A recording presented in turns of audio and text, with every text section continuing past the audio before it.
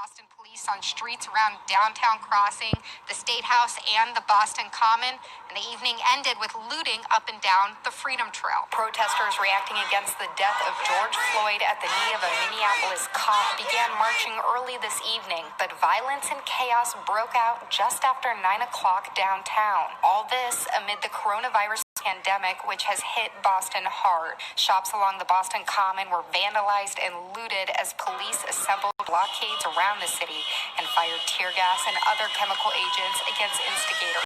But some peaceful activists were caught in the crossfire. It's like every time it burns, and then every time I try to reopen my eyes, which is your natural reaction, after a certain amount of time, it just starts burning again.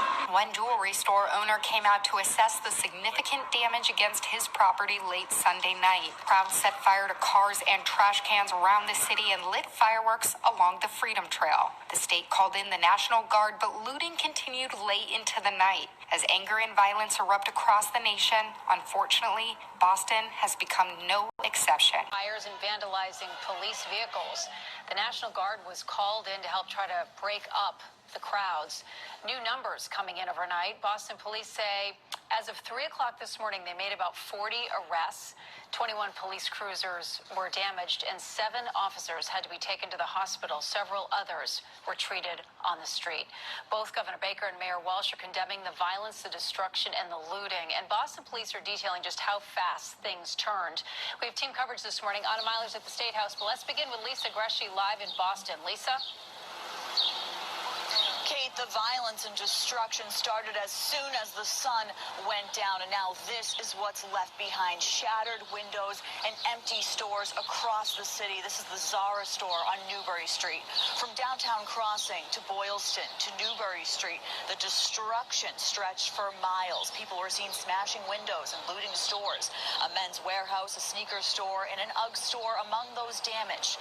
People were also targeting police cruisers, smashing windows, vandalizing the cars, and some of the police vehicles were even set on fire. Police were monitoring the crowds from the beginning, following them as they moved through the city. What began as a peaceful march turned to chaos around 9 last night. By 11 p.m., the National Guard was on scene. WBZ security analyst Ed Davis tells us the National Guard is used to help free up the Boston Police Department.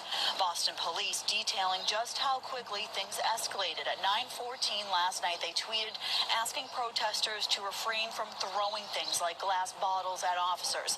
Less than 20 minutes later, there were reports of protesters throwing rocks and bricks. Then at 9:40, they told peaceful protesters to leave the area. At 10:32 p.m., they tweeted every law-abiding citizen in Boston should be praying for the safety and well-being of our officers. To be clear, our officers are fighting to protect our city from those who came to Boston looking to disrupt a peaceful protest and hurt and harm police officers. Around midnight, police said they would like everyone committing crimes in the city of Boston to leave. That didn't happen until well after 1 this morning, and now as the sun comes up, we're getting a better look at this damage, and it's completely heartbreaking.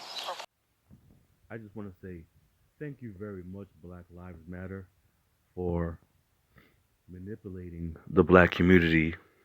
And all you leftists and all you college kids and all you people from out of town that don't even live in Boston, that don't even live out here, to come to our city and start with your BS, with your protests and all your baloney. Okay? Because first of all, none of this stuff even happened in the part of Boston where there's a lot of black people and all that. You know, there was no black people out there from Boston doing any of these things.